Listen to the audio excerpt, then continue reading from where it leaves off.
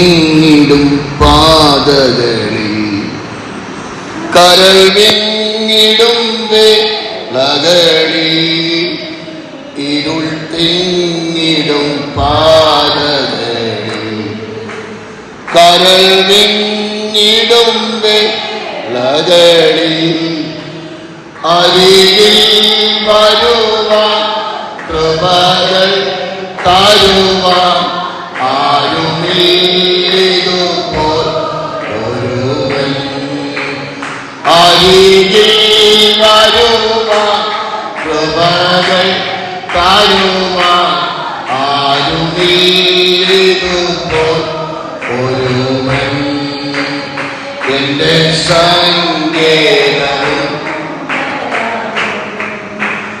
ഇനി അടുത്ത തുണയും എന്റെ സങ്കേതവും ബലവും ഏറ്റവും അടുത്ത തുണയും ഏതോരാപത്തിലും ഏതോ നേരത്തിലും എനിക്കെന്നും ദൈവമാത്രേ. ഏതോരാപത്തിലും ഏതോ നേരത്തിലും എനിക്കെന്നും ഹല്ലേലൂയ. കർത്താവിന്റെ വിലയേറിയ നാമം വാഴ്ത്തപ്പെടുമാറാകട്ടെ. ഈ സന്ധ്യാവേളയിൽ നമുക്കൊരുമിച്ച് ഇപ്രകാരം ദൈവസന്നിധിയിലായിരിക്കാൻ സ്വർഗത്തിലെ ദൈവം സഹായിച്ച നല്ല അവസരത്തിനായിട്ട് നന്ദി പറയുകയാണ്. സമയമൊട്ടും കളയാതെ ദൈവവചന ചിന്തയിലേക്ക് നമ്മുടെ ശ്രദ്ധയെ തിരിക്കാം. 1 യോഹന്നാന്റെ ലേഖനം 1-ാം അധ്യായത്തിന്റെ 5-6 വാക്യങ്ങൾ.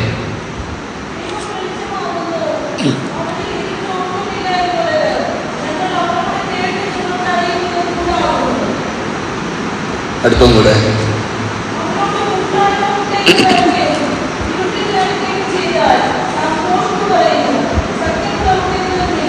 മതി. ദൈവം വെളിച്ചമാകും, അവനിൽ ഇരുട്ട് ഒട്ടും ഇല്ല. ഇത് ഞങ്ങൾ അവനോട് കേട്ട് നിങ്ങളോട് അറിയിക്കുന്ന ദൂതാണ്. അനുഭവസ്ഥൻ വിളിച്ചു പറയുന്ന വാക്കുകളാണ്. അപ്പോസ്തലന്മാരിൽ എല്ലാവരേക്കാളും അല്പം കൂടെ കൂടുതൽ അനുഭവമുള്ളവരാണ് യോഹന്നാൻ അപ്പോസ്തലൻ. കാരണം മറ്റൊന്നുമല്ല, അവൻ മാർവിൽ ചാരിയവനാണ്. സ്തോത്രം. 12 പേര് പന്തിയിലിരിക്കുക. നിങ്ങളൊന്ന് ഭാവനയിൽ കാണണം. പിന്നെ നിരന്നിരിക്കുക. ഇവന് കർത്താവിന്റെ മാർവിൽ ചാരണം എന്നൊരാഗ്രഹം. നമ്മുടെ അടുക്കൽ കുഞ്ഞുങ്ങൾ ആരെങ്കിലും വന്ന് ഒന്ന് ചാരി ഇരിക്കാൻ ശ്രമിച്ചാൽ നമ്മൾ എന്ത് ചെയ്യും? ആ കുഞ്ഞിനെ ചേർത്തെന്ത് ചെയ്യും? നമ്മൾ ചെയ്യുന്നൊരു സ്വഭാവമാണല്ലോ. എന്നതുപോലെ ഒരു പക്ഷേ കർത്താവ് അവനെ ചേർത്ത് പിടിച്ചിരിക്കാൻ സാധ്യതയുണ്ട്. അവനൊന്നും കൂടി അവന് ചേർന്നിരുന്ന് കാണും. ആ സ്നേഹവാത്സല്യം അവൻ അനുഭവിച്ചു കാണും. അവൻ പറയുന്ന വാക്കുകളാണ്, അവനിൽ ഇരുട്ട് ഒട്ടും ഇല്ല. സ്തോത്രം. ഇന്ന് രാത്രിയിൽ ദൈവത്തെ അറിയേണ്ടതുപോലെ അറിഞ്ഞ് ദൈവമായ ഒരു നല്ല ബന്ധം സ്ഥാപിച്ച ഒരു അനുഗ്രഹിക്കപ്പെട്ട ക്രിസ്തീയ ജീവിതം നയിപ്പാൻ ബാധ്യസ്ഥരാണ് നാം ഓരോരുത്തരും. അത് ഉണ്ടാകുന്നില്ല എങ്കിൽ ഒരുപക്ഷെ നിത്യത തന്നെ നഷ്ടപ്പെട്ടു പോകുവാൻ സാധ്യതയുണ്ടെന്ന് ഇന്ന് രാത്രിയിൽ ദൈവാത്മാവ് വിളിച്ചു പറയുകയാണ്. സ്തോത്രം. ദൈവം നമ്മെ ഇരുട്ടിന്റെ അധികാരത്തിൽ നിന്ന് വിളിച്ചത് വെറുതെ ഒരു ജീവിതം നയിച്ചു പോകുവാനല്ല, മറിച്ച് വിശ്വസ്തയോടുകൂടെ വിളിച്ചവന് വേണ്ടി നിലകൊള്ളുവാൻ ആയിരിക്കുന്ന ഇടത്ത് ദൈവനാമ മഹത്വത്തിന് വേണ്ടി നിലകൊള്ളുവാൻ വിളിച്ചതാണ് നമ്മെ ഓരോരുത്തരെയും. സ്തോത്രം, സ്തോത്രം. അതുകൊണ്ട് ഇന്ന് രാത്രിയിൽ ദൈവമായുള്ള ബന്ധം എങ്ങനെയെന്ന് ഒന്ന് സ്വയപരിശോധന നടത്തുവാൻ ഇടയാകട്ടെ. എന്നാൽ അവനിൽ ഇരുട്ട് ഒട്ടുമില്ല. അടുത്ത വാക്യത്തിൽ പറയുകയാണ്, അവനോട് കൂട്ടായ്മ ഉണ്ട് എന്ന് പറയുകയും ഇരുട്ടിൽ നടക്കുകയും ചെയ്താൽ നാം എന്ത് ചെയ്യുന്നു? നല്ലൊരു ശതമാനം ദൈവമക്കൾ എന്ന് പറയുന്നവർ, വേദപുസ്തകം പറയുന്നത് ഒരുവൻ ക്രിസ്തുവിനായാൽ അടുത്തത് എന്താ? പറ. പഴയത് ഇനി. അങ്ങനെ ഒരു അനുഭവമാണോ നമ്മുടെ ജീവിതം? പഴയത് പലതും ഇപ്പോഴും കയ്യിലുണ്ടോ? രാവിലെ ഞാൻ പറഞ്ഞതുപോലെ ഉണക്കമീൻ എന്തെങ്കിലും കയ്യിലുണ്ടോ? ഉണ്ടെങ്കിൽ അത് കളഞ്ഞേ പറ്റും. ദൈവമായുള്ള ബന്ധം ഇത് രണ്ടും രണ്ട് ദിശയിലേക്ക് യാത്ര ചെയ്യുന്നതാണ്. ഒരുപക്ഷെ പൂളാക്കൽ ദൈവസഭയിൽ നിങ്ങൾക്ക് മെമ്പർഷിപ്പ് ഉണ്ടാകാം, ഉപവസിക്കുന്നു, പ്രാർത്ഥിക്കുന്നു എന്ന് അവകാശപ്പെടാം, ഇതെല്ലാം ഉണ്ടാകാം. പക്ഷെ ദൈവമായുള്ള ഒരു ബന്ധം യഥാർത്ഥമായി സ്ഥാപിക്കപ്പെടുന്നില്ല എങ്കിൽ ക്രിസ്തീയ ജീവിതം പരാജയമെന്ന് ഈ രാത്രിയിൽ ഞാൻ വിളിച്ചു പറയുകയാണ്. എന്തുകൊണ്ടാണ് ഇങ്ങനെ പറയുന്നത്? എന്റെ ജീവിതത്തില് പുറകോട്ടൊന്ന് തിരിഞ്ഞു നോക്കിയാൽ, മഹാരാഷ്ട്രയിലായിരുന്ന കാലഘട്ടം, സഭയിൽ വലിയ ആളാണ്, വരുന്ന ദൈവദാസന്മാർ മുഴുവൻ വീട്ടിൽ വരുന്നുണ്ട്, സ്തോത്രം പറയുന്നുണ്ട്, പ്രാർത്ഥിക്കുന്നുണ്ട്, ദൂത് പറയുന്നുണ്ട്, ആമേൻ, നൽകുന്നത് മേടിച്ചു പോകുന്നുണ്ട്. പക്ഷേ ഒരു കാര്യം തിരിച്ചറിഞ്ഞു, എനിക്ക് ദൈവമായിട്ടൊരു ബന്ധമില്ലായിരുന്നു. സ്തോത്രം. എന്നാൽ ഇന്ന് കൃപയാൽ ആ ദൈവിക ബന്ധത്തിനുടമയായപ്പോൾ ഇന്നിപ്പോ ആരും വരുന്നില്ല, ആരും ദൂതും പറയുന്നില്ല. അന്ന് ദൂത് പറയാൻ എത്രയോ ആളുകളുണ്ടായിരുന്നു. എനിക്കൊരു സ്വഭാവം ഉണ്ടായിരുന്നു, കേൾക്കുന്ന ദൂത് ഞാൻ ബുക്കിൽ എഴുതി വെക്കുമായിരുന്നു. ഇനി എന്റെ ആയുസ്സിൽ അത് നിറവേറില്ല.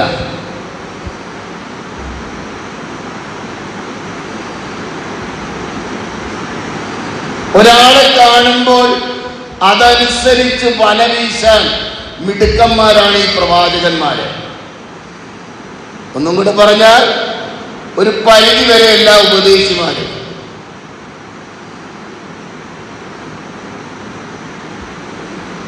ചുമ്മാ പറയുന്നതല്ല, കാര്യം പറയുന്ന. സ്തോത്രം. എന്നാൽ ദൈവവചനവുമായി നീ ബന്ധപ്പെട, ദൈവമായി നല്ലൊരു കൂട്ടായ്മ ഉണ്ടാകട്ടെ. പലരും നിന്നിൽ നിന്നകലും. സ്തോത്രം. പലതും ശരിയല്ല എന്ന് ആരും തലയിൽ കൈവെക്കണ്ട. സ്വയമായി ദൈവാത്മാവ് വെളിപ്പെടുത്തും. ഇത് ശരിയല്ലല്ലോ, ഇത് ഇങ്ങനെയല്ലല്ലോ, ഇന്ന രീതിയിലാണ് വേണ്ടത് എന്ന് ദൈവാത്മാവ് ബോധ്യം നൽകും.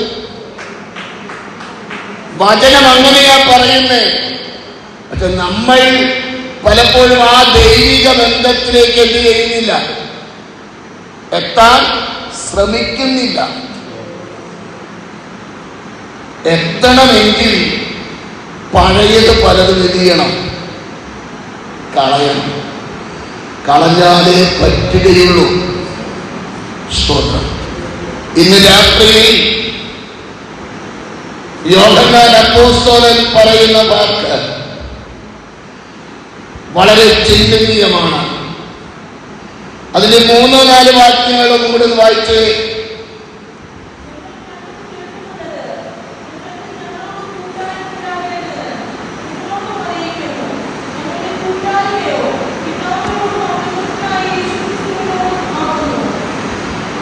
നമ്മുടെ സന്തോഷം പൂർണ്ണമാകുവാൻ ഞങ്ങളിത് നിങ്ങൾക്ക് എഴുതുന്നു. അവിടെ പറയുന്ന വാക്ക് ഞങ്ങൾ കണ്ടതാണ്, കേട്ടതാണ്. നിങ്ങൾക്ക് ഞങ്ങളോട് കൂടെ കൂട്ടായ്മ ഉണ്ടാകേണ്ടതിന് നിങ്ങളോട് അറിയിക്കുന്നു.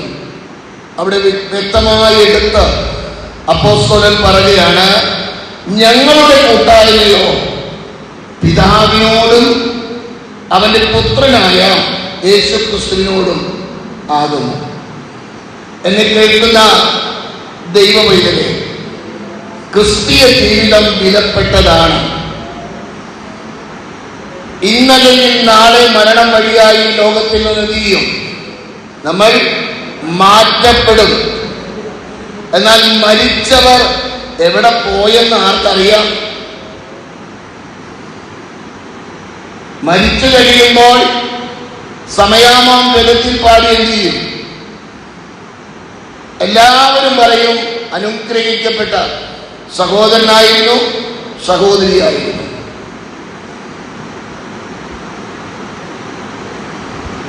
ഈ ഭൂമിയിൽ നമ്മൾ എന്തെങ്കിലും ചെയ്യുന്നതല്ല ദൈവിക ബന്ധത്തിലെ മാനദണ്ഡം.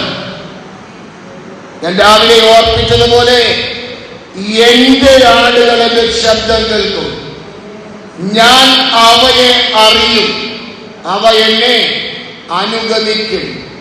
ആ ഒരു നിലവാരം ഓരോ ദൈവ പൈതലിനും ഉണ്ടാകണം എന്ന് ദൈവാത്മാവ് ആഗ്രഹിക്കുകയാണ്. അങ്ങനെ ഒരു അനുഭവം നമുക്കുണ്ടോ?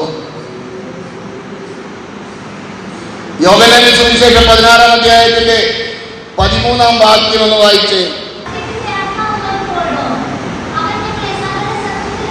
ഒന്ന് നിർത്തണേ. സത്യത്തിന്റെ ആത്മാവ് വരുമ്പോൾ അവൻ നിങ്ങളെ എന്ത് ചെയ്യും? പരിശുദ്ധ ആത്മ അഭിഷേകം പ്രാപിച്ച ഒരു ഉപദേശി അല്ലെങ്കിൽ ഒരു ദൈവ പൈതൽ കള്ളം പറഞ്ഞു നടക്കുന്നു എങ്കിൽ ആ വ്യക്തിയിൽ വ്യാപരിക്കുന്ന ആത്മാവ് ഏതാണെന്ന് ആദ്യം പരിശോധിക്കേണ്ടി വരും.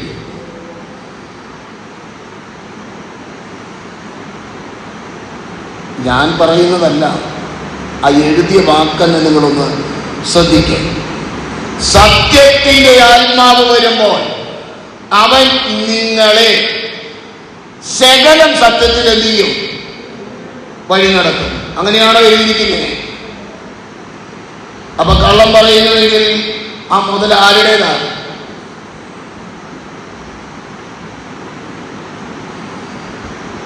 ആരുടേതാണ്? ഏതാത്മാവിൻ്റെതാ? സ്തോത്രം. വേദപുസ്തക വചനത്തെ നിങ്ങൾ തിരിച്ചറിയണം. അവനിൽ ഇരുട്ട് ഒട്ടുമില്ല. കള്ളം പറയുന്ന ഏത് കൊമ്പത്തെ വ്യക്തിയായാലും ആ വ്യക്തിയിൽ ഏതാത്മാവില്ല.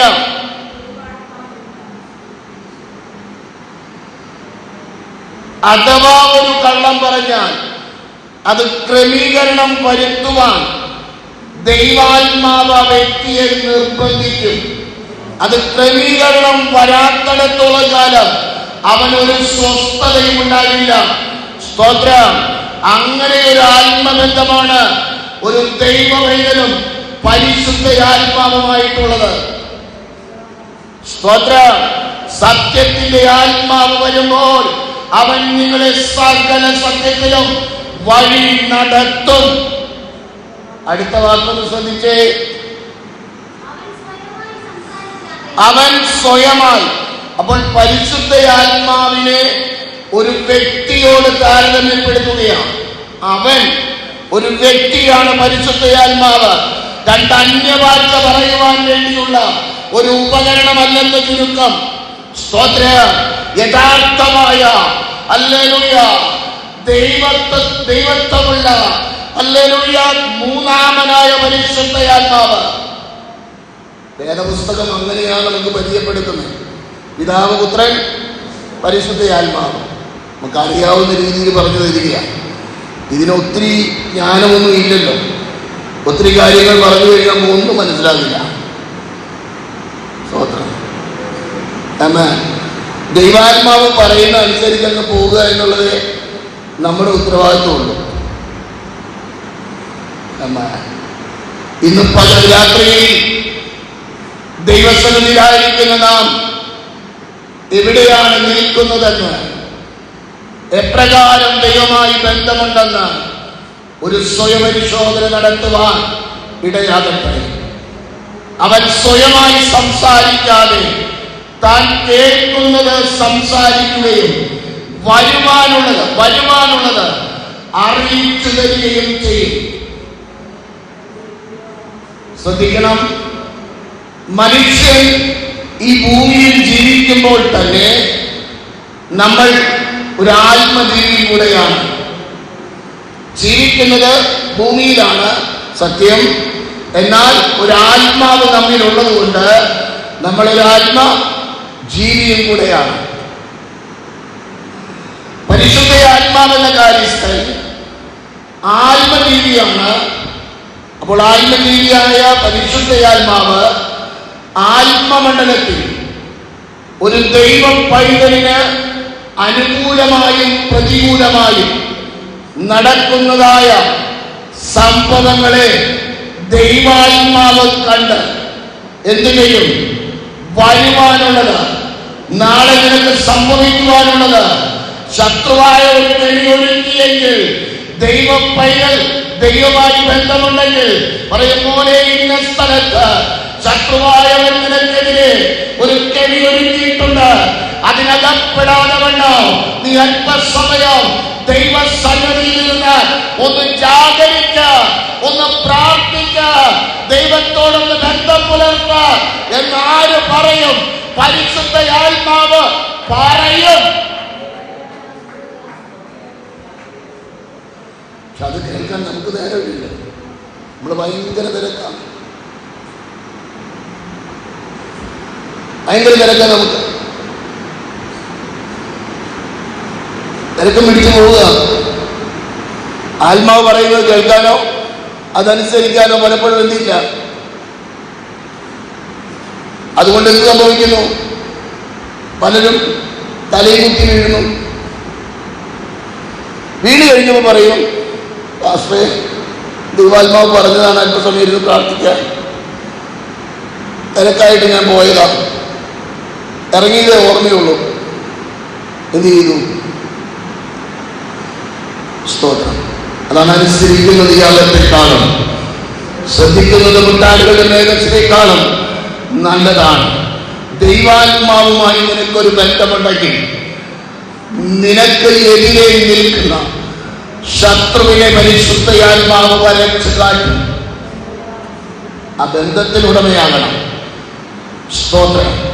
ആ ബന്ധത്തിനുടമയാകാതെ ക്രിസ്തീയ ജീവിതം സുഗമമാകില്ല. കർത്താവായ യേശുക്രിസ്തു പറഞ്ഞു, മക്കളെ ഞാൻ പോവുകയാണ്, ഞാൻ പോകുന്നത് നിങ്ങൾക്ക് പ്രയോജനമാണ്. ഞാൻ പോയാൽ പരിശുദ്ധയാത്മാവെന്ന കാര്യത്തിൽ എല്ലായ്പ്പോഴും നിങ്ങളോട് കൂടിയിരിക്കേണ്ടതിന് അവനെ എന്ത് ചെയ്യും? ഞാൻ നിങ്ങൾക്ക് അയച്ചു തരും. ഞാൻ നിങ്ങളോട് കൂടെ എങ്ങനെയായിരുന്നു അതുപോലെ പരിശുദ്ധയാത്മാവ് ആ കാര്യസ്ഥൻ നമ്മോട് കൂടെയുണ്ട്. പക്ഷെ ആ കാര്യസ്ഥനെ കാണണമെങ്കിൽ ആത്മബന്ധം വേണം. അക്ഷരികമായ കണ്ണുകൾ കൊണ്ട് എന്ത് ചെയ്യാൻ പറ്റില്ല. ഈ ആത്മാവിനെ കാണാൻ കഴിയില്ല, അനുഭവിക്കാൻ കഴിയും. ആത്മക്കണ്ണുകൾ പ്രകാശിതമാണെങ്കിൽ ആത്മാവിൽ പരിശുദ്ധ ആത്മാവിനെ കാണുവാൻ കഴിയും. ആത്മാവുമായി നല്ലൊരു ബന്ധം സ്ഥാപിച്ച് മുൻപോട്ട് പോയാൽ പലതിൽ നിന്നും മാറേണ്ടി വരും. അവിടെയാണ് പ്രശ്നം. പലതിൽ നിന്നും എന്ത് വരും? മാറേണ്ടി വരും. പക്ഷെ അതിന് നമുക്ക് ഇഷ്ടമില്ലല്ലോ, അതിന് നമുക്ക് താല്പര്യമുണ്ടോ? നമ്മുടെ ജീവിതത്തിൽ എത്ര കിട്ടിയാലും എത്രയുണ്ടെങ്കിലും നമ്മൾ തൃപ്തരല്ല. അതിന് വേദോസം പറയുന്നൊരു ഭാഷയുണ്ട്, കൺമോഹം. വേദോസം പറയുന്നത്. സ്തോത്രം, സ്തോത്രം. ഇഷ്ടപ്പെടാൻ ചില ബുദ്ധിമുട്ടാണ്. വേദോസത്തിന്റെ കാര്യമാണ് പറയുന്നത്. അത് സഹോദരന്മാർക്കുണ്ടെങ്കിലും ആ ബോധ്യപ്പെട്ടവരില്ല. നാം ഉള്ളത് കൊണ്ട് തൃപ്തിയോടെ ജീവിപ്പാൻ ആദ്യം പഠിക്കണം. എബ്രായ ലേഖനത്തിൽ അതിനെക്കുറിച്ച് ദൈവാത്മാവ് വളരെ കൃത്യമായി രേഖപ്പെടുത്തി വെച്ചിട്ടുണ്ട്. എബ്രായ ലേഖനം 13-ാം അധ്യായത്തില് വളരെ ശക്തമായി ദൈവാത്മാവ് രേഖപ്പെടുത്തി വെച്ചിരിക്കുന്ന പദം കാണാൻ കഴിയും. ഒന്ന് വായിച്ചേ. 13-ാം അധ്യായത്തിന്റെ 5-ാം വാക്യം.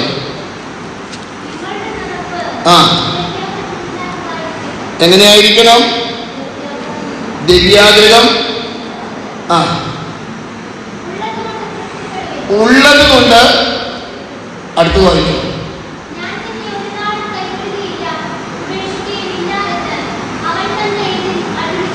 അപ്പൊ ഉള്ളത് കൊണ്ട് തൃപ്തിപ്പെട്ടില്ലെങ്കിലോ?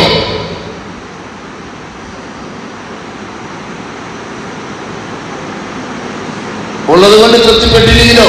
നേരെ തിരിച്ചങ്ങ് പറ. കർത്താവ് കൂടെ കാണില്ല. മനസ്സിലാകുന്നുണ്ടോ? അവിടെ രേഖപ്പെടുത്തി വെച്ചിരിക്കുന്നത്, ഞാൻ നിങ്ങളെ ഒരു നാളും. ഇനി എന്റെ 6-ാം വാക്യം വായിച്ചേ. ആകയാൽ തൃപ്തിയോടുകൂടെ ഉള്ളതിൽ തൃപ്തനായി ജീവിക്കുന്ന, തൃപ്തയായി ജീവിക്കുന്ന ഒരു ദൈവ പൈതലിന് ആര് തുണയായുണ്ട്? കർത്താവ് എനിക്ക് തുണ, ഞാൻ പേടിക്കുകയില്ല. മനുഷ്യൻ എന്നോട് എന്ത് ചെയ്യും എന്ന് എങ്ങനെ പറയാം? ധൈര്യത്തോടെ പറയാം. ആർക്കേ അത് പറയാൻ പറ്റൂ? ദിവ്യാഗ്രഹമില്ലാത്തവനെ പറയാൻ പറ്റും. എല്ലാവർക്കും പറയാൻ പറ്റില്ലെന്ന്. സ്തോത്രം. എന്നെ കേൾക്കുന്ന ദൈവമേ, നമ്മൾ തിരുവചനം എന്തു പറയുന്നു എന്ന ഒരു ബോധ്യം ഉള്ളവരാകണം.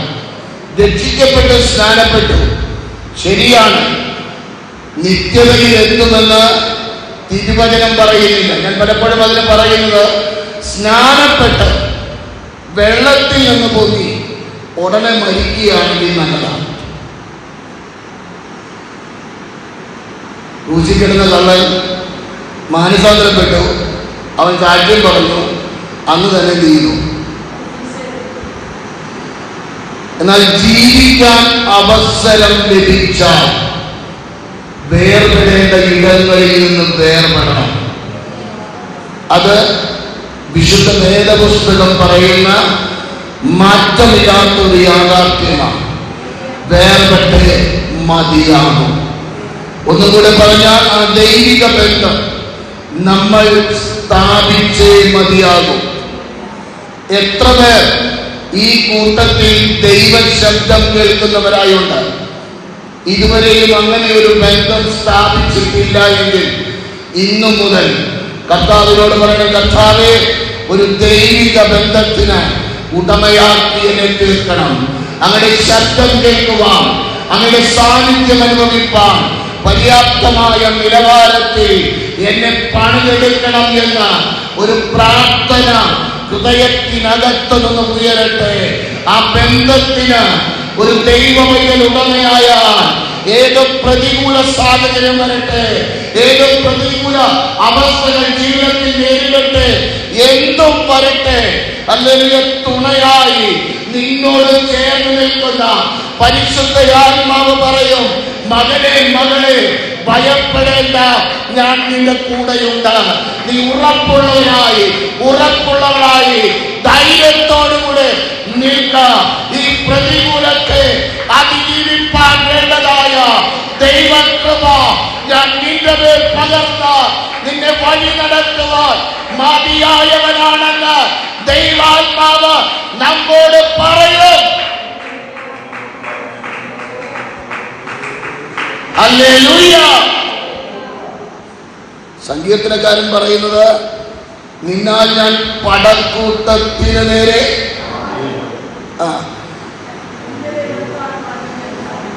നമ്മൾ സാധാരണ ചെയ്യുന്നത് എന്താ? പാല് ചെന്ന് കഴിഞ്ഞാൽ ഡൊന്നും പറഞ്ഞ അവിടെ നിൽക്കും, ചാടിക്കടക്കുവോ?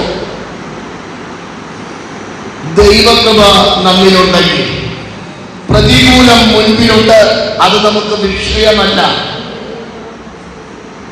അതിനെ അതിജീവിപ്പാൻ വേണ്ടതായ ദൈവകൃപയുടെ ശക്തി നമ്മിൽ പകരുവാൻ നാം സേവിക്കുന്ന ദൈവം മതിയായവനാണ്. ആ ബോധ്യമാണ് നമുക്കുണ്ടാകേണ്ടത്. ഒത്തിരി കാര്യങ്ങൾ പറയുവാനുണ്ട്. ഞാൻ പെട്ടെന്ന് ചില വസ്തുതകൾ നിങ്ങളുടെ മുൻപിൽ വരച്ചു കാട്ടി ഞാൻ ഇരിപ്പാൻ ആഗ്രഹിക്കുകയാണ്. ഇവർ കണ്ടത് എന്തൊക്കെയാണ്? 12 ശിഷ്യന്മാരാണ് കർത്താവായ യേശുക്രിസ്തുവിന് ഉണ്ടായിരുന്നത്. 12 പേരിൽ 3 പേർ വ്യത്യസ്തരായിരുന്നു. അവർ കണ്ടത് പലതും മറ്റുള്ളവർ കണ്ടിട്ടില്ല. പ്രത്യേകമായി അവരെ ആ കാര്യങ്ങൾക്ക് വേണ്ടി കർത്താവ് കൂട്ടിക്കൊണ്ടുപോകുന്നത് നമുക്ക് കാണുവാൻ കഴിയും.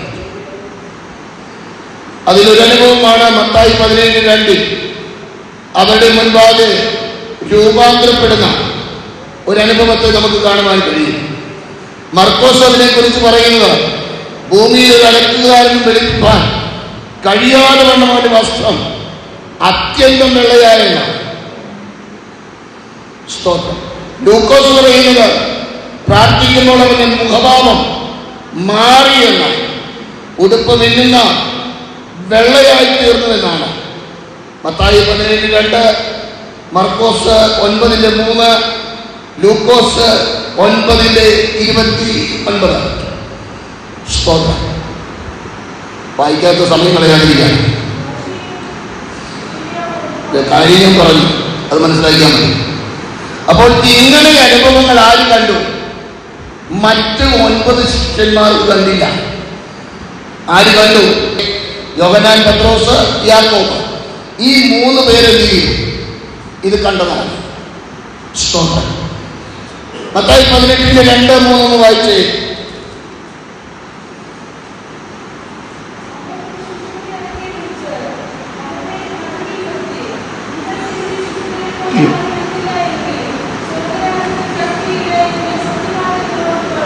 ചില കാര്യങ്ങൾ ശിഷ്യന്മാർ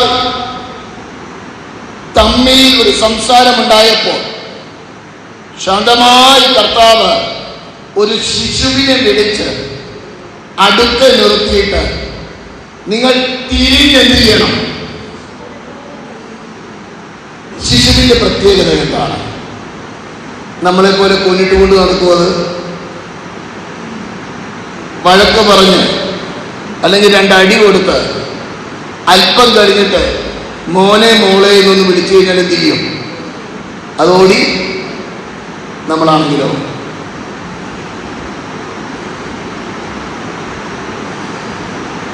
അപ്പോൾ ദൈവമായുള്ള ബന്ധത്തിൽ മനസ്സിൽ ഒരു വൈഷമ്യം ഇല്ലാതെ ദൈവിക ബന്ധത്തിൽ തിരിഞ്ഞ് വചനമനുസരിക്കുവാൻ ഒരു ശിശുവിനെ പോലെ നാം ആയിത്തീരണം. വചനത്തിന്റെ മുൻപിൽ നമ്മുടെ ഇച്ചിരിക്കോളം പോകുന്ന ബുദ്ധിയിലിട്ട് എഴുതിയരുത്. അതിന് ഞാൻ പറയുന്നത് മിക്സിയിലിട്ട് അടിക്കരുത്. എന്ത് ചെയ്യണം? കേട്ടതങ്ങ് വെട്ടി വിഴുങ്ങണം. അതിന് മിടുക്കനായിരുന്നു കാലേബ്. വചനം പറയുന്നത് അവന് വേറെ ഒരു സ്വഭാവം ഉണ്ടെന്നാണ്. നമുക്കൊക്കെ എത്ര സ്വഭാവം ഉണ്ടെന്നുള്ളത് തമ്പുരാൻ അറിയും. കാലേബിന് വേറൊരു സ്വഭാവം ഉണ്ടായിരുന്നു. അവനെന്ത് ചെയ്തു? ദൈവവചനത്തോട് പറ്റിച്ചേർന്നു നിന്നു. നമ്മൾ സാധാരണ ചെയ്ത് പറ്റിച്ച് മാറി നിന്നു. എന്നാൽ സ്തോത്രം, ദൈവവചനം നമ്മോട് ഇടപെടുമ്പോൾ, ദൈവവചനം നമ്മോട് സംസാരിക്കുമ്പോൾ ആ വചനത്തെ അതിൻ്റെതായ നിലയിൽ ഏറ്റുകൊള്ളുവാനൊരു മനസ്സ് നമുക്കുണ്ടാകണം. അവിടെ ചോദ്യം ചെയ്യരുത്. മനസ്സിലാകുന്നുണ്ടോ? അബ്രഹാം ലോത്തിന് വേണ്ടി മധ്യസ്ഥത ചെയ്യുന്നത് കാണാം. ദൂതന്മാർ ചെന്ന് അവനെ ബലമായി പിടിച്ച് പറഞ്ഞു, മോനെ നീ ആ മലയിലേക്ക് എത്തിക്കണം, ഓടിപ്പോകണം. അവനെന്ത് പറഞ്ഞു? അവനെന്താ പറഞ്ഞു?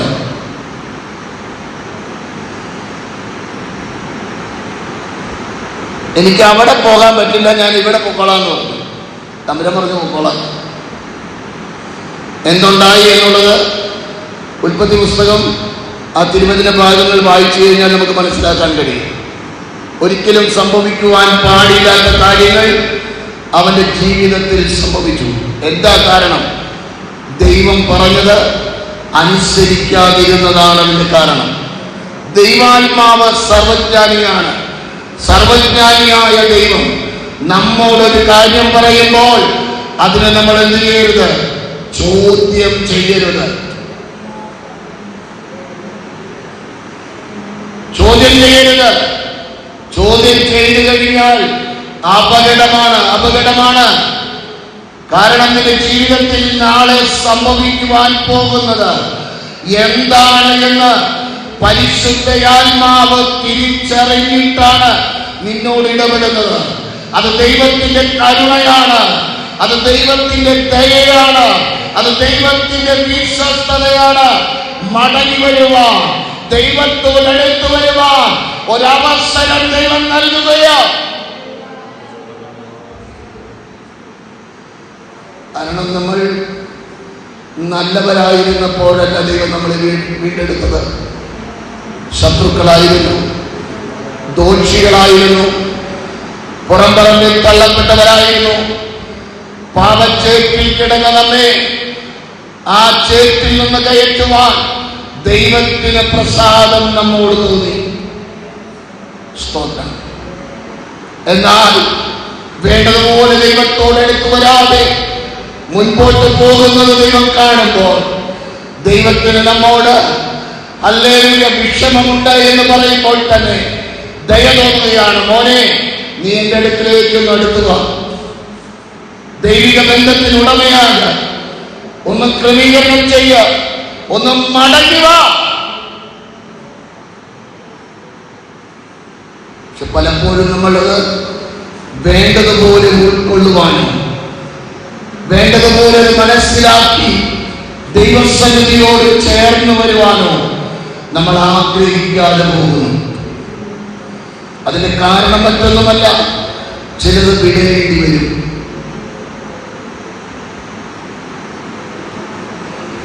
ചിലത് ക്രമീകരിക്കേണ്ടി വരും, ചിലതിനോട് വിട പറയേണ്ടി വരും. സ്തോത്രം. ഈ ലോകത്തിൽ സുഖമായി ജീവിക്കുവാൻ നമ്മൾ ആഗ്രഹിക്കുന്നു. എങ്ങനെയായാലും ഏതെങ്കിലും നിലയിൽ നല്ല നിലവാരത്തിൽ എത്തണമെന്ന് ആഗ്രഹിക്കുന്നു. അതിനെത്ര വേണമെങ്കിലും കഷ്ടപ്പെടുവാൻ നമ്മൾ തയ്യാറാകുന്നു. എന്നാൽ എന്നെ കേൾക്കുന്ന ദൈവമേ, നിത്യത എന്ന യാഥാർത്ഥ്യത്തിന്റെ മുൻപിൽ അതിനുവേണ്ടി എത്രത്തോളം നീ ഒരുങ്ങിയിട്ടുണ്ട്? എന്താണ് നീ ആ ഒരു വിഷയത്തിന് വേണ്ടി വില കൊടുത്തത്? രക്ഷിക്കപ്പെട്ടു, സ്നാനപ്പെട്ടു, അന്യഭാഷയിൽ രണ്ട് കാര്യം പറയും, ഇതാണോ നീ കൊടുത്തതില്ല? അതിന് വിലയൊന്നും നീ കൊടുത്തില്ല. നീ വില കൊടുക്കുന്നത് വേർപെടേണ്ട ഇടങ്ങളിൽ നിന്ന് വേർപെടുവാൻ തുടങ്ങുമ്പോൾ അല്പം അല്പമായി നീ വില കൊടുക്കുവാൻ തുടങ്ങുകയാണ്. അതിന്റെ മുൻപിൽ പലരും നിന്നെ മാറ്റി നിർത്തും. പലരും നിന്നെ പല നിലകളിൽ ദൂഷിക്കുവാനും ഹല്ലേലൂയ പലയിടങ്ങളിൽ നിന്ന് നിന്നെ മാറ്റി നിർത്തുവാനും തുടങ്ങും. ഞങ്ങൾ വൈകിട്ട് ഇങ്ങോട്ട് കടന്നു വരുമ്പോൾ ദുഃഖവെള്ളിയാണല്ലോ,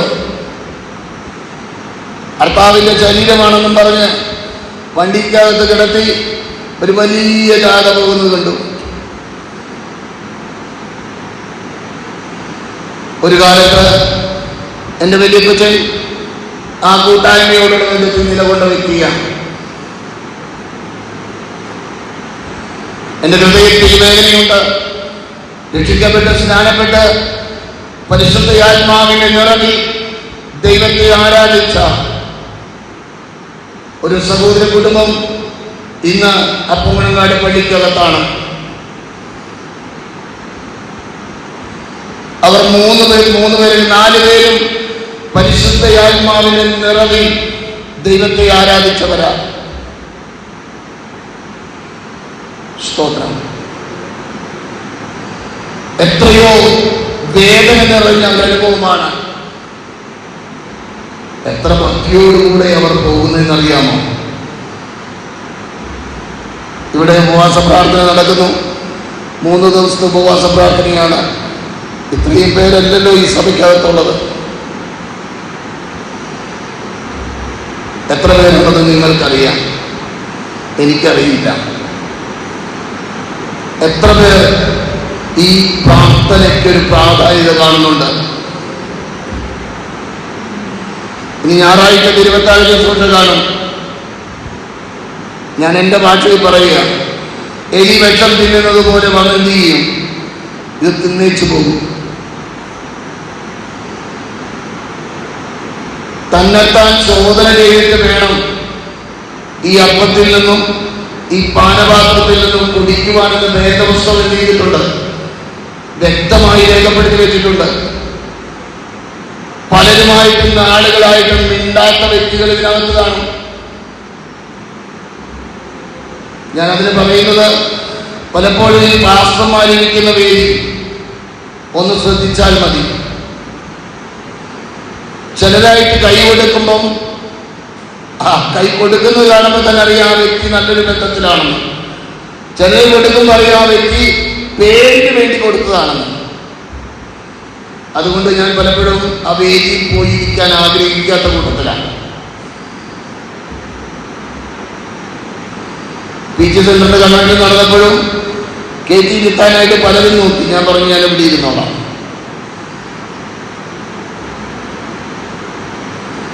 സ്തോത്രം, സ്തോത്രം. ഞാൻ യാഥാർത്ഥ്യമായി പറയുന്നത്, എവിടെ ഒരു ആളിരിപ്പുണ്ടല്ലോ, അല്ലെങ്കിൽ താഴോട്ടിട്ട് പുള്ളിക്കറിയാം എല്ലാവരും നന്നായി എഴുതിയില്ല, കൈ കൊടുക്കില്ല. വേറെ ഒന്നുമല്ല, ഉള്ളിൽ എന്തുണ്ട്? ഇഷ്ടക്കുറവുണ്ട്.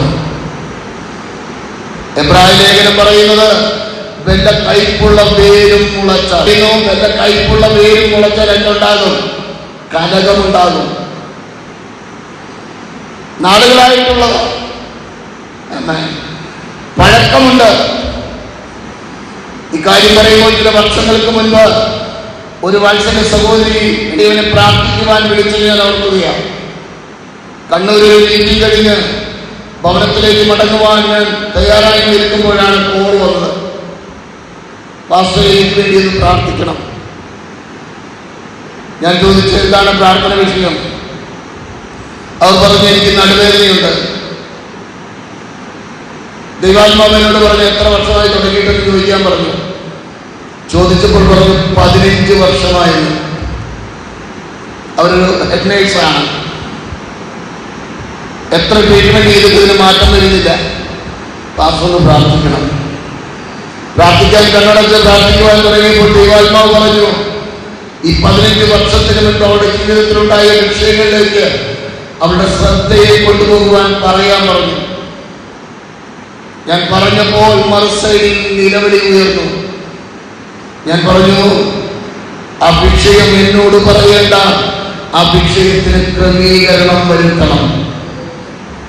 എനിക്ക് ദൈവാത്മാവ് നൽകിയ ഒരു ദർശനത്തിന്റെ ഒരു വെളിപ്പാട് എങ്ങനെയായിരുന്നു? ഒരു വൃക്ഷത്തിന്റെ മുകൾ ഭാഗം മഞ്ഞപ്പായി നിലകൊണ്ട, ആ ചില്ല വെട്ടിക്കളഞ്ഞതുകൊണ്ട് മഞ്ഞപ്പ് മാറില്ല. അതിന്റെ കാരണം അടിയിലാണ്. അതിന്റെ താഴ്വേര് എവിടെയോ മുട്ടുവാൻ പാടില്ലാത്ത ഇടത്ത് പോയി അത് മുട്ടിയതാണ് അതിന് കാരണം. അടി ക്രമീകരിക്കപ്പെടണം. സ്തോത്രം. ആ വാത്സല്യ സഹോദരിയുടെ പ്രകാരം പറഞ്ഞു, നിങ്ങൾ ദൈവസന്നിധിയിൽ പ്രാർത്ഥിച്ചിട്ട് അരമണിക്കൂർ കഴിഞ്ഞ് വിളിക്കാൻ പറഞ്ഞു. അവർ പറഞ്ഞ വാക്കുകൾ ഞാൻ നിങ്ങളോട് പറയാം. അവർ പ്രാർത്ഥന കഴിഞ്ഞിട്ട് വിളിച്ചവർ എന്നോട് ഇങ്ങനെയാണ് പറഞ്ഞത്, ദൈവദാസനെ, ഞാൻ ആ വിഷയം ദൈവസന്നിധിയിൽ ക്രമീകരിച്ച ദൈവസന്നിധിയിൽ പ്രാർത്ഥിക്കുവാൻ മുട്ടുമടക്കിയപ്പോൾ ഒരു ദൈവസാന്നിധ്യത്തിന്റെ ശിരസ്സിന്റെ മുകളിൽ പതിയുവാനിടയായി. ആ ദൈവസാന്നിധ്യത്തിന്റെ ശരീരത്തിലേക്ക് വ്യക്തമായി ഇറങ്ങുന്നത് ഞാൻ അനുഭവിച്ചു. അത് ആ നിമിഷം തന്നെ നടുവേദനയിൽ നിന്നും മാറിപ്പോയി. സ്തോത്രം. എന്നെ കേൾക്കുന്ന ദൈവവൈദ്യരെ, നിന്റെ ജീവിതയാത്രയില കൈപ്പിന്റെ അനുഭവം അകത്ത് വെച്ച് നടന്നാൽ നീ തന്നെ രോഗിയാകും. ഹല്ലേലൂയ. അതുകൊണ്ട് ഇന്ന് രാത്രിയിൽ ദൈവാത്മാവെ വിളിച്ചു പറയുകയാ, വിടേണ്ടത് വിട്ടേ മതിയാകൂ. തന്നെത്താൻ ശോധന ചെയ്യണം. ഹല്ലേലൂയ. എന്നിട്ടേ ദൈവികമായ ആ കൂട്ടായ്മ ബന്ധത്തിലേക്ക് അടുത്തു വരുവാൻ പാടുള്ളൂ.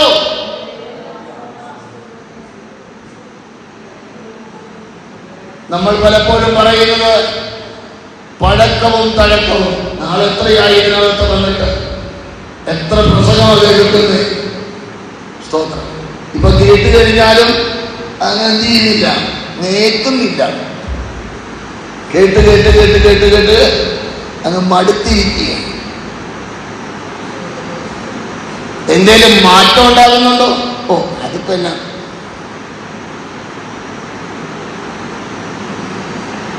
സ്തോത്രം. എന്നെ കേൾക്കുന്ന ദൈവമക്കളോട് ഞാൻ ചില യാഥാർത്ഥ്യങ്ങൾ വിളിച്ചു പറയുകയാണ്. അത് ഞാൻ പറയുന്നത് എന്റെ ഇഷ്ടമല്ല. പരിശുദ്ധാത്മ നിയോഗത്താൽ അപ്പോസ്തലൻ പറയുന്നത് എളിയവനും ദൈവാത്മ നിയോഗത്താൽ നിങ്ങളുമായി പങ്കുവെക്കുകയാണ്. കൂട്ടായ്മ ബന്ധം വേണമോ? ഇരുട്ടവും വെളിച്ചവും തമ്മിൽ യാതൊരു ബന്ധവുമില്ല. ഇരുട്ടിന്റെ പ്രവർത്തികൾ വിട്ടുകളെ മതിയാകും. ഒരു മാനസാന്തരത്തിന്റെ അനുഭവത്തിലേക്ക് അടുത്തു വന്നേ മതിയാകൂ. അടുത്തു വന്നാൽ പരിശുദ്ധയാത്മാവെന്ന കാര്യസ്ഥൻ നിങ്ങളുടെ ജീവിതത്തിൽ കർത്തൃത്വം ഏറ്റെടുക്കും. പരിശുദ്ധയാത്മാവ് കർത്തൃത്വം ഏറ്റെടുത്താൽ നല്ലൊരു കാര്യസ്ഥൻ വീട്ടിലുണ്ടെങ്കിൽ വീട്ടുകാർക്ക് എന്തെങ്കിലും ടെൻഷൻ ഉണ്ടാകുമോ? പരിശുദ്ധയാത്മാവിനെ എന്തിനോടാണ് കർത്താവായ യേശുക്രിസ്തു ഉപമിച്ചിരിക്കുന്നത്? നമ്മുടെ കാര്യം നോക്കാനായിട്ട് പരിശുദ്ധയാത്മാവിനെ നമ്മൾ ഏൽപ്പിച്ചിട്ടുണ്ടോ? അത് പ്രാർത്ഥിക്കാനിരുന്നിട്ട് പ്രാർത്ഥിച്ച വിഷയം എന്തായെന്ന് പ്രാർത്ഥന കഴിഞ്ഞെന്ന് ചോദിക്കണം. അപ്പൊ നമ്മൾ പറയുന്ന മറുപടി നോർമലി ഇങ്ങനെയായിരിക്കും: നാടുകളായി പ്രാർത്ഥിക്കുന്നു, ഇതുവരെയും മറുപടി കിട്ടിയിട്ടില്ല, പ്രാർത്ഥിക്കുന്നുണ്ടോ?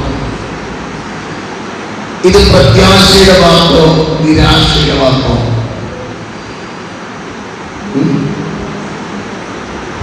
ഇതല്ലേ നമ്മൾ പലപ്പോഴും പറഞ്ഞുകൊണ്ടിരിക്കുന്നത്.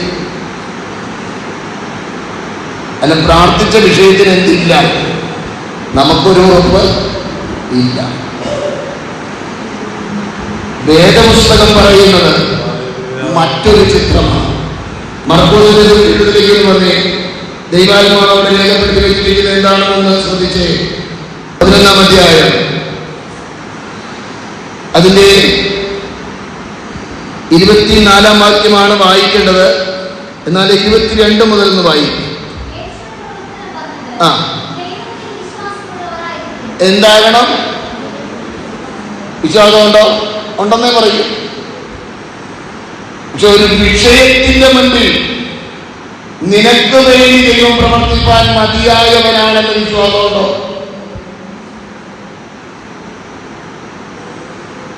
ഒരു വിഷയത്തിന്റെ മുൻപിൽ ദൈവം നിനക്ക് വേണ്ടി പ്രവർത്തിപ്പാൻ, ആ വിഷയത്തിന്റെ മേൽ പ്രവർത്തിപ്പാൻ മതിയായവരാണെന്ന് നിനക്ക് വിശ്വാസമുണ്ടോ? സ്തോത്രം. ഇനി ഇതാണ് വായിക്കുക. എന്ത് വേണം?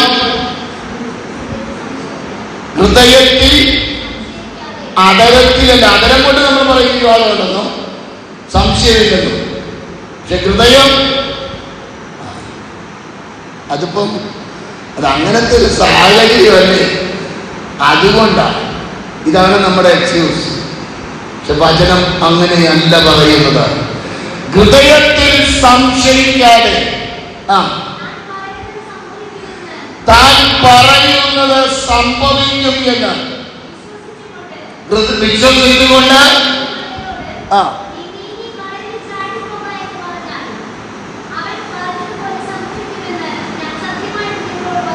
ഇനി 24-ാം വാക്യം. അതുകൊണ്ട് നിങ്ങൾ പ്രാർത്ഥിക്കുമ്പോൾ യാചിക്കുന്നതൊക്കെയും ലഭിച്ചു എന്ന് വിശ്വസിപ്പിൻ. അടുത്ത പദം പറയുന്നു, എന്നാൽ അത് നിങ്ങൾക്ക് ഉണ്ടാകും. അർത്ഥം എന്താണ്? അന്ന് വരെ നിന്റെ ജീവിതത്തിൽ അങ്ങനെ ഒരു അനുഭവം കണ്ടിട്ടില്ല. എന്നാൽ വിശ്വസിച്ചുകൊണ്ട് ഒരു ദൈവ പൈതൽ ദൈവത്തിൽ ആശ്രയിക്കുമ്പോൾ ദൈവത്തിന്റെ പ്രവൃത്തി നിനക്ക് വേണ്ടി, നിന്റെ ആവശ്യത്തിന്റെ മുന്നിൽ പ്രവൃത്തിയായി വെളിപ്പെടുത്തുന്ന ഒരു ദൈവത്തിന്റെ ശക്തി നിനക്ക് വേണ്ടി വെളിപ്പെട്ടു വരികയാണ്. ഞാൻ തിരുവനന്തപുരത്ത് ചില വർഷങ്ങൾക്ക് മുൻപ് ഒരു 3 ദിവസത്തെ മീറ്റിങ്ങിനോട് ബന്ധത്തിൽ അവിടെ ആയിരുന്നപ്പോൾ ഒരു വാത്സല്യ സഹോദരി പാസ്റ്റർ വീട്ടിൽ വന്ന് ഞങ്ങൾക്ക് വേണ്ടി പ്രാർത്ഥിക്കണം. അങ്ങനെ ഞാൻ ആ ഭവനത്തിൽ കടന്നുപോയി. അപ്പോൾ അവരുടെ വീട്ടിൽ പല വിഷയങ്ങൾക്ക് വേണ്ടി പ്രാർത്ഥിച്ചു. അത് കഴിഞ്ഞിട്ട് പോരാൻ നേരത്ത് ആ സഹോദരി എന്നോട് പറഞ്ഞു, പാസ്റ്റർ ഒരു കാര്യം ചെയ്യണം, ഞങ്ങൾക്കിവിടെ ഒരു കിണറുണ്ട്, ആ കിണറ്റിലെ വെള്ളം ഉപയോഗിക്കാൻ പറ്റാതെ ഉപയോഗശൂന്യമായി കിടക്കുകയാണ്. പ്രാർത്ഥിച്ച് കുറച്ച് വെള്ളം അതിനകത്തൊന്ന് ഒഴിക്കാമോ?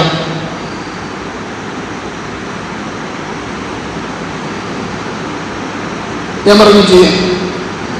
അതിനൊരു മക്കി വെള്ളം കൊണ്ട് ചെന്ന് ആ കിണറ്റിൻ്റെ കരയിൽ നിന്ന് പ്രാർത്ഥിച്ച് ആ വെള്ളം അതിനകത്ത് ഒഴിക്കുവാനിടയായി. അത് കഴിഞ്ഞ് മീറ്റിംഗ് കഴിഞ്ഞ് ഞാൻ ഭവനത്തിലേക്ക് വന്നു. ആ വാത്സല്യ സഹോദരി വിളിച്ച് പ്രകാരം പറഞ്ഞു, ആ വെള്ളം നല്ല വെള്ളമായി ഞങ്ങൾ ആ വെള്ളം ഇപ്പോൾ ഉപയോഗിക്കുന്നുണ്ട്.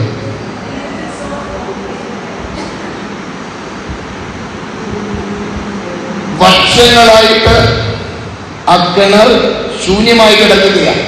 വെള്ളമുണ്ട്, പക്ഷെ അത് ഉപയോഗിക്കാൻ കഴിയുന്നില്ല.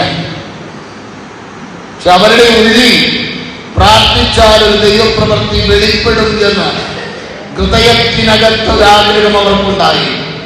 ആ ഇടപെടലിനെ അവർ സ്വീകരിച്ചു. അത് ചെയ്യുവാൻ അവർ തയ്യാറായി. ദൈവത്തിന്റെ പ്രവൃത്തിയുടെ കരം അവർക്ക് വേണ്ടി ആ കിണറ്റിനകത്ത് വെളിപ്പെട്ടു.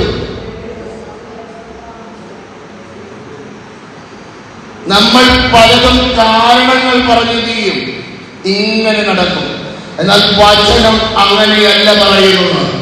ഒരു ദൈവ പൈതലെങ്കിൽ വചനത്തെ മുറുകെ പിടിക്കണം.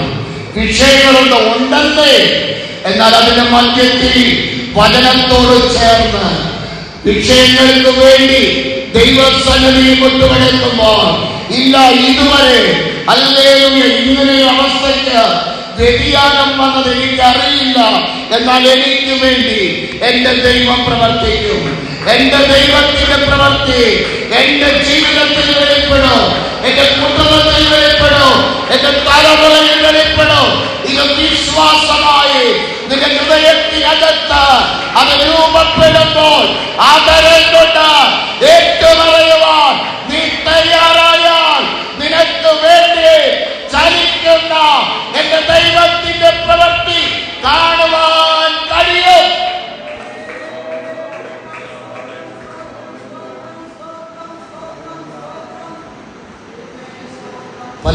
നമ്മൾ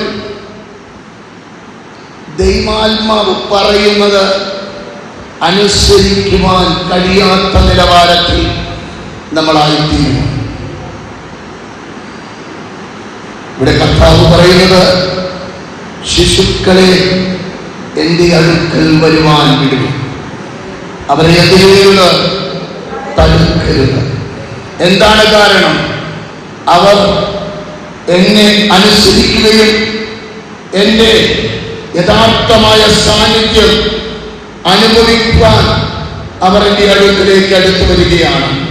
മർക്കോസിന്റെ സുവിശേഷത്തിൽ 10:14-15 ശിശുക്കളെ എൻ്റെ അടുക്കൽ വരുവാൻ വിടുകയും അവരെ തടുക്കരുത്. ദൈവരാജ്യം ഇങ്ങനെ ഉള്ളവരുടേതല്ലോ. ദൈവരാജ്യത്തെ ശിശു എന്ന പോലെ കൈക്കൊള്ളാത്തവനാരും ഒരു നാളും അതിൽ കടക്കുകയില്ല.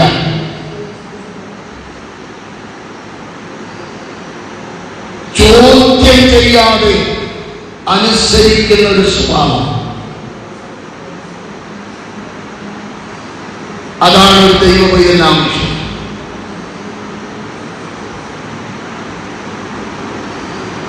പരിചയം കൊണ്ട്, പാരമ്പര്യം കൊണ്ട് സ്ഥാപിക്കപ്പെടുന്നതല്ല ദൈവിക ബന്ധം. ദൈവിക ബന്ധം സ്ഥാപിക്കപ്പെടുന്നത് നിത്യഹൃദയവും ദൈവമായുള്ള ബന്ധം അത് കൃത്യമാണെങ്കിൽ, ഒരുപക്ഷെ നീ ഇന്നലെ വന്നതായിരിക്കാം, നിന്റെ വിശ്വാസത്തിന്റെ അളവ് ഉറപ്പുള്ളതെങ്കിൽ, ആഴമുള്ളതെങ്കിൽ, മറ്റുള്ളവരിൽ വ്യത്യസ്തയായി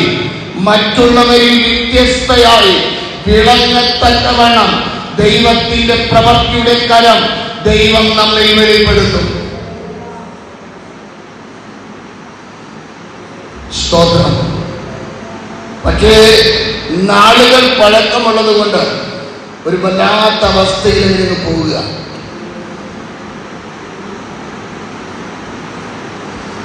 നിങ്ങൾ വേദപുസ്തകത്തില് വല കഴുകിക്കൊണ്ടിരിക്കുന്ന പത്രോസിനെ ഒന്ന് ശ്രദ്ധിക്കണം. അവൻ വാസ്തവത്തിൽ കർത്താവിന്റെ ശിഷ്യനായിട്ടില്ല. ഒരു രാത്രി മുഴുവൻ അധ്വാനിച്ച് ക്ഷീണിതനായി ഒന്നും കിട്ടാതെ നിരാശയോടുകൂടി വല കൈകൊണ്ടിരിക്കുമ്പോഴാണ് അവനോട് അനുവാദം ചോദിക്കാതെ ആ പടകിനകത്ത് കയറിയിരുന്നു. നമ്മളെങ്ങാനും ആയിരുന്നെങ്കിൽ ഒരു രാത്രി മുഴുവൻ കഷ്ടപ്പെട്ടതിൻ്റെ പ്രയാസവും ഒന്നും കിട്ടാഞ്ഞതിൻ്റെ വിഷമവും ഇത് രണ്ടും കൂടെ ഒരു പൊട്ടിത്തെറി നടന്നേനയോടെ. എന്നാൽ അവൻ ശാന്തമായി കർത്താവിനെ അനുസരിക്കുന്നത് കാണുവാൻ കഴിയും. ഈ ഒന്ന് കരയിൽ നിന്ന് ഈ പടകൊന്ന് നീക്കണം. കരയിൽ നിന്ന് പടക് നീക്കിയാൽ ആ പടകിൽ എങ്ങനെ അവൻ നിയന്ത്രിച്ചു എന്ന് എനിക്കറിയില്ല. ആഴത്തിലേക്ക് പോകാതെ അവൻ ആ പടകിനെ കൺട്രോൾ ചെയ്തവിടെ നിന്നു. എത്ര സമയം നമ്മുടെ കർത്താവ് പ്രസംഗിച്ചു എന്ന് പറഞ്ഞുകൂടാ. കർത്താവല്ലേ ആള്, സമയങ്ങൾ എടുത്ത് പ്രസംഗിക്കാൻ സാധ്യതയുണ്ട്. ക്ഷമയോടെ അവൻ കേട്ടിരുന്നു. അവസാനം ആ പടകിന്റെ അവസ്ഥ അറിഞ്ഞ കർത്താവ് പറഞ്ഞു, പത്രോസേ, ആഴത്തിലേക്ക് നീക്കി മീൻ പിടുത്തത്തിന് വിലയിറക്കും. അവൻ ഉടനെ മറുപടി പറയുന്നുണ്ട്, നാഥാ, ഒരു രാത്രി മുഴുവൻ അധ്വാനിച്ചതാണ്, ഒന്നും കിട്ടിയില്ല എന്നും പറഞ്ഞ് രണ്ട് കാര്യം പറഞ്ഞു നിൽക്കുകയല്ല. അടുത്ത പദം ശ്രദ്ധിക്കണം. എങ്കിലും നിന്റെ വാക്കിന്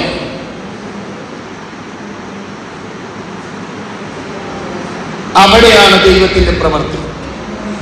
കാര്യം പറയുന്നത് ദൈവം കോപിക്കുകയൊന്നുമില്ല. കാര്യം നമുക്ക് പറയാം, എന്നാൽ അനുസരിക്കുവാനുള്ളൊരു മനസ്സുണ്ടാകണം.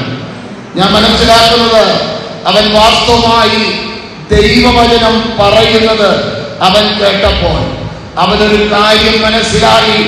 ഇവൻ സാധാരണക്കാരനല്ല, ഇവന്റെ മേൽ അധികാരമുണ്ട്, ഇവൻ യഥാർത്ഥത്തിലുള്ള ഒരു ദൈവപുത്രനാണെന്ന് കാഴ്ചപ്പാട് അവൻ അന്ന് ലഭിച്ചു എന്നാണ് ഞാൻ മനസ്സിലാക്കുന്നത്. അതുകൊണ്ടാണല്ലോ പടക് നിറച്ച് പെരുത്ത മീൻകൂട്ടം കിട്ടിയപ്പോൾ അവൻ കമന്നു വീണ് ദൈവപാദപീഠത്തിൽ കിടന്നുകൊണ്ട് പറഞ്ഞു, ഞാൻ പാപിയായ മനുഷ്യനാണ്, എന്നെ വിട്ടുപോകണം. അതിന്റെ അർത്ഥം എന്താണ്? അധികാരമുള്ളവനാണ് എന്റെ മുൻപിൽ നിൽക്കുന്നത്, എന്നെ ശിക്ഷ വിധിക്കുവാൻ, എന്റെ മേൽ ന്യായവിധി നടത്തുവാൻ അധികാരമുള്ള ഒരു ഉടമസ്ഥൻ. എന്തുകൊണ്ട് അവനത് ബോധ്യമായി?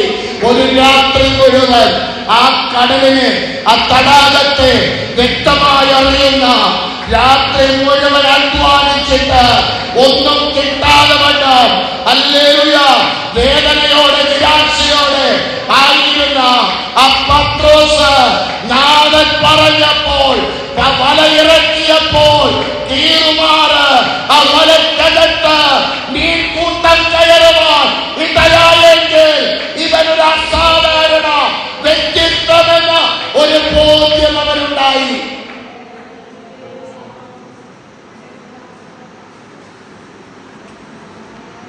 അവിടെ സെബദി മക്കളും കൂടെ ഇവന്റെ കൂടെ ഉണ്ടായിരുന്നു. എന്റെ ഭാവനയാണ് കേട്ടോ. ഇവര് 3 പേരും കൂടിയാണ് രാത്രി മീൻപിടുത്തത്തിന് പോയതെന്നാണ് ഞാൻ മനസ്സിലാക്കുന്നത്. ഇവര് വല വീശി, ഒന്നും കിട്ടുന്നില്ല. അപ്പോ യാക്കോബ് പറഞ്ഞു, അച്ഛാ അന്ന് നമ്മൾ അവിടെ വീശിയപ്പോഴല്ലേ മീൻ കിട്ടിയത്, നമുക്ക് അങ്ങോട്ട് പോകാം. ഇവരങ്ങോട്ട് പോയി, വീശി, ഒന്നും കിട്ടിയില്ല. അപ്പൊ യോഹന്നാൻ പറഞ്ഞു, അച്ഛാ നമ്മുടെ ഇവിടെ പോയപ്പോഴല്ലേ കുറച്ച് കിട്ടിയത്, നമുക്ക് അങ്ങോട്ട് പോകാം.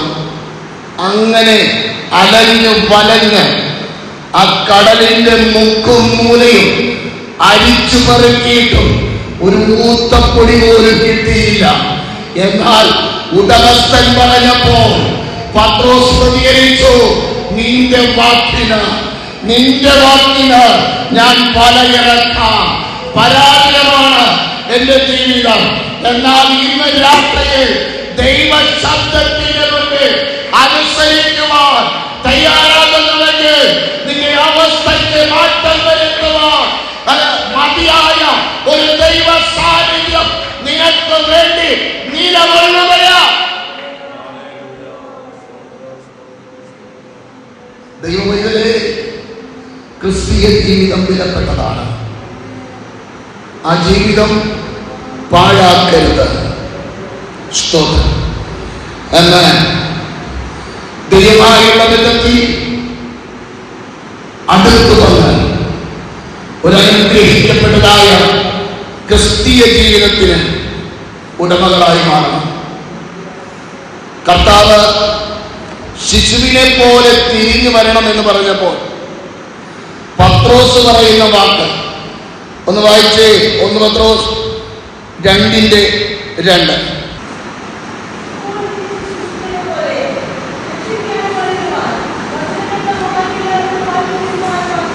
ഇവൻ അനുഭവസ്ഥനാണ്.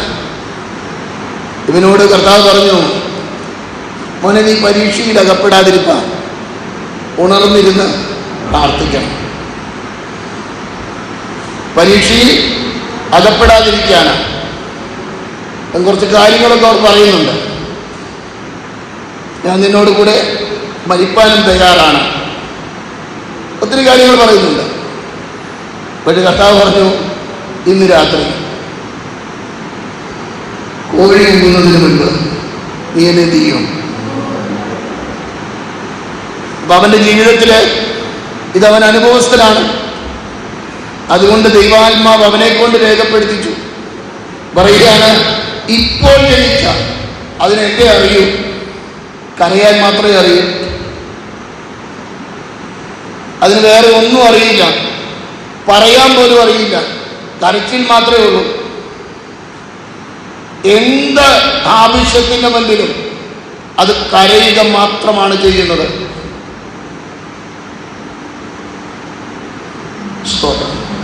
എന്തുകൊണ്ടാണ് ഇങ്ങനെ ദൈവാത്മാവ് അവനെ കൊണ്ട് എഴുതിപ്പിച്ചത്? രക്ഷയ്ക്കായി വളരുക, വചനമെന്ന മായമില്ലാത്ത പാൽ കുടിപ്പാൻ വാഞ്ചിപ്പിക്കും. എഴുതി വെച്ചിങ്ങനെ, വല്ലപ്പോഴും ഒഴുകിപ്പോകാതിരിപ്പാൻ. കേട്ടത് അധികം ശ്രദ്ധയോടെ കരുതിക്കൊള്ളുവാൻ ആവശ്യമാണ്. ഇതൊക്കെ അനുഭവസ്ഥരാണ് എഴുതി വെച്ചത്. ഇന്ന് രാത്രിയിൽ എന്നെ കേൾക്കുന്ന ദൈവങ്ങളെ അനുഭവസ്ഥൻ വിളിച്ചു പറയുകയാണ്. രക്ഷയ്ക്കായി വളരുവാൻ വചനമെന്ന മായമില്ലാത്ത പാൽ കുടിക്കണം. സ്തോത്രം. വചനത്തോട് ചേർന്ന് യാത്ര ചെയ്യുവാൻ അനുഭവസ്ഥൻ വിളിച്ചു പറയുകയാണ്. ഞാൻ എന്റെ വാക്കുകൾ നിർത്തുവാൻ ആഗ്രഹിക്കുന്നു. യോഹന്നാൻ പറയുന്നത് വെളിച്ചവും ഇരുട്ടും ഇത് തമ്മിലൊരു കൂട്ടായ്മയുമില്ല. ഹല്ലേലൂയ. ഞങ്ങളുടെ കൂട്ടായ്മ വെളിച്ചമായിട്ടാണ്, വചനമായിട്ടാണ്. ആ വചനത്തോട് ചേർന്ന് യാത്ര ചെയ്യുവാൻ നീ ആഗ്രഹിക്കുന്നുവെങ്കിൽ ഈ ലോകത്തിലെ ഇരുട്ടിന്റെ അവസ്ഥകൾക്ക് വിട പറഞ്ഞു മാറിയേ മതിയാകൂ. അടുത്തു വരേണ്ടതുപോലെ അടുത്തു വന്നേ മതിയാകൂ. നീ അടുത്തു വന്നാൽ നിന്നെ കൈവിടാതെ നിന്നെ സൂക്ഷിക്കുവാൻ, നിന്റെ ആവശ്യങ്ങൾ അറിഞ്ഞ് നിന്നെ സഹായിപ്പാൻ, വേണ്ടുന്നത് നൽകി തരുവാൻ, ന്യായമായത് നൽകുവാൻ അവൻ മതിയായവനാ. ഇന്ന് രാത്രിയിൽ ഈ കേട്ട വചനത്തിന്റെ മുന്നിൽ ഒരു സമർപ്പണത്തിന് നീ തയ്യാറാകുന്നുവെങ്കിൽ കഴിഞ്ഞ നാള് പലവിധം പരാജയപ്പെട്ട നാളുകൾ അലഞ്ഞ് വലഞ്ഞ് ഒന്നുമില്ലാതെ ശൂന്യമായ പടക്, ഒന്നും ലഭ്യമാകാത്ത വല, അത് കൈപിടിച്ച് നടക്കുന്ന ഒരു വ്യക്തിത്വമെങ്കിൽ ദൈവാത്മാവ് പറയുകയാ, മടങ്ങി വാ. ദൈവശബ്ദത്തിന്റെ മുന്നിൽ നീ ഒന്ന് സ്റ്റെപ്പെടുത്തു വെക്ക. നിനക്ക് വേണ്ടി പ്രവർത്തിപ്പാൻ ഞാൻ മതിയായവനാ. അധികാരമുള്ളവന്റെ വാക്ക് കേൾക്കുവാൻ തയ്യാറാകണം. അവിടെ തപ്പി നിൽക്കരുത്. അവിടെ ഈ കാര്യങ്ങൾ പറഞ്ഞു നിൽക്കരുത്. അവിടെ ന്യായവാദം മുഴക്കരുത്. നിന്റെ പരിചയം നീ പറയരുത്. സ്തോത്രം. നിന്റെ അവസ്ഥ വേണമെങ്കിൽ നിനക്ക് പറയാം. എന്നാലെങ്കിലും അങ്ങയുടെ വാക്കിന് ഞാൻ വിലയിറക്കും. അങ്ങ് പറഞ്ഞത് ഞാൻ ചെയ്യുവാൻ തയ്യാറാകും. ഒരു സമർപ്പണത്തിന് വിധേയപ്പെടുമ്പോൾ ദൈവത്തിന്റെ സാന്നിധ്യം ഹല്ലേലൂയ ആയിരിക്കുന്ന ഇടത്ത് വ്യാപരിക്കുകയാണ്, വസിക്കുന്ന ദേശത്ത് വ്യാപരിക്കുകയാണ്, കുടുംബത്തിൽ വ്യാപരിക്കുകയാണ്, വ്യക്തിയിൽ വ്യാപരിക്കുകയാണ്. നാളുകളായി ശൂന്യതയുടെ അനുഭവത്തിലേക്ക് തള്ളിവിട്ട അന്ധകാരശക്തി തകരുകയാണ്. അവന്റെ പ്രവൃത്തികൾ, അവന്റെ പദ്ധതികൾ പരാജയപ്പെടുകയാണ്.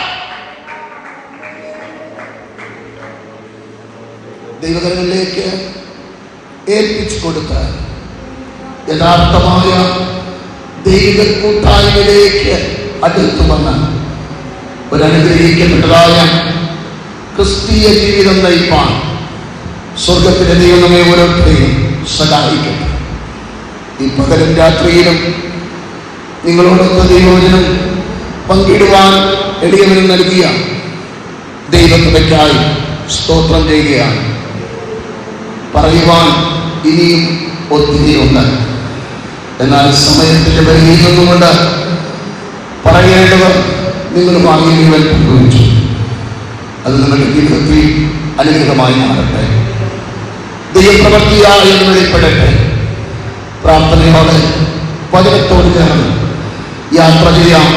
ദൈവം എല്ലാവരെയും ധാരാളമായി അനുഗ്രഹിക്കട്ടെ.